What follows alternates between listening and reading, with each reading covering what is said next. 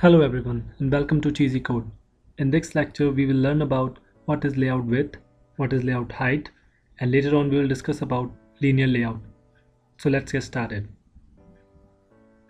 In our previous lecture we learned about what is view. Views are basic building blocks for an application. These are text views, buttons and etc.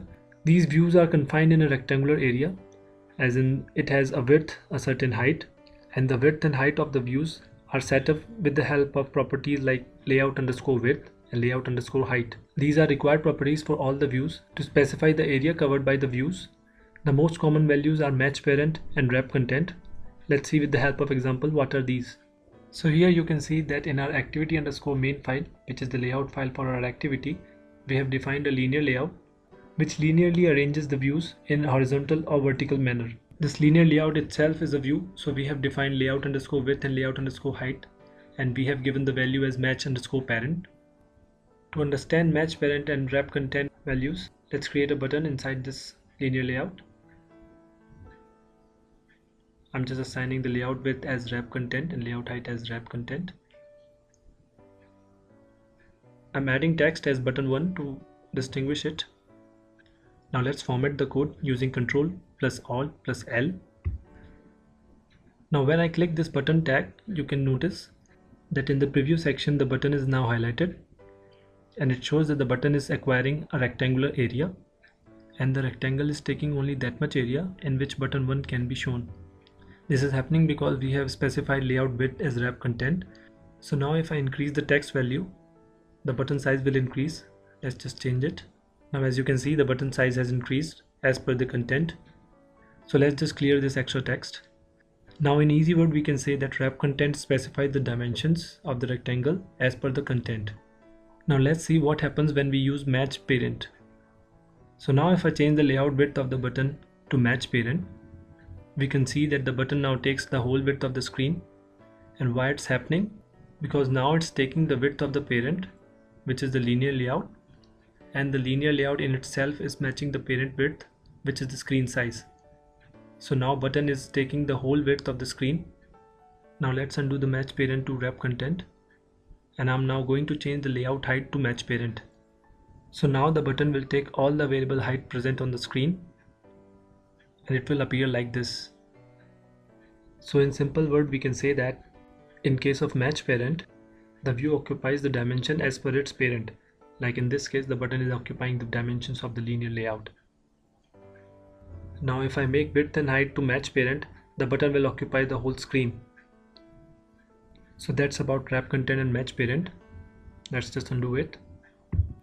So now we will see how we can specify specific values to layout underscore width and layout underscore height if we are not interested in wrap content and match parent. So if we have background in web development, we specify width and height in pixels, but in case of Android, we specify the height and width in dp, and dp in Android is density independent pixel. We will discuss about dp later. Now let me just give a specific value to width. Let's suppose I give 240 dp. You can notice that the width has increased to 240 dp. Now let's change the height as well. So that's how you give specific width and height to a view, but you have to be sure that the width and height you specified should be less than the screen size. So now after dp, let's discuss about sp. sp is scale independent pixel. sp is used when we are dealing with font size. So there's an important note: whenever you need to change some font size, you should use sp, and for rest of the areas you should use dp, where sp is the scale independent pixel and dp is density independent pixel. And why we are doing this, you'll understand it shortly. So now I'm adding text view to this layout file. I'm giving width and height as wrap content and specifying the text as hello world. Now you can see hello world is now visible. Now I'll specify the text size in sp. I'm specifying 40 sp for the text size. Now you can see that the size has increased. So now let's understand why dp and sp are two separate things, why we need them. So here this is a site which specifies the screen density of different cell phones. So for Samsung Galaxy S6, DPI is 577. For Nexus 6 it is 493.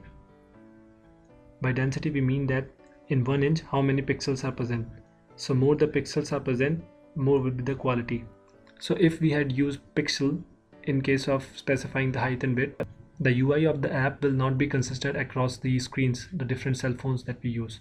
Let's take another example. Here in this screen, there is a low density device, then there is a medium density device, then there is a high density device. In the first series, we have used pixel as the width. So you can see the UI is not consistent across the screens. In the next series of images, we have used DP as the size of layout, width and height. So we can see that there is consistent UI across all the screens irrespective of the density. Like in low density device and the high density device, the UI is consistent. When we specify the size in DP, the Android engine calculates the size and the density and renders it accordingly. But in case of images, this thing can create errors. Like there is a high density device and this image size is small. In that case, the image will get pixelated. So the solution to this is density specific folders in which we give different images with different sizes as per the density of the screen. So here you can see that in case of medium density devices, the folder name is MDPI. We have given the image with the size of 48 into 48. In case of SDPI, high density devices, we have given the size as 72 into 72. So we provide different images for different density screens, and Android itself judges which image has to be rendered, thereby solving the issue image scaling and getting it pixelated. So that's why we use DP, because all the calculation Android makes at the runtime, so we leave everything up to the Android engine. Now let's see what's the use of SP. Here we have considered a Stack Overflow question in which there are 3 images, and the second and third images, you can see the last line, the text size is equal to 30 SP. Both second and third screen are of the same density, but the text size, the last line, is appearing bigger in the third screen. Why it's happening? This is happening because in Android we can change the font size through settings, and if the app has the text size in SP, then the font size will increase. But if we had given the text size in DP, then there will be no change in the text size. So to honor the user's setting for the font, we have to specify the text size always in SP. It's also mentioned in the answer that use SP for the text size, and for every other thing we should use DP. So as this lecture has become a bit lengthy, we'll break down the lecture into 2 and we'll tell about linear layout in the next lecture. Till then you can visit cheesycode.com and read this article about this layout, width and height. And if you like what we teach, you can subscribe to our channel. Thanks for watching.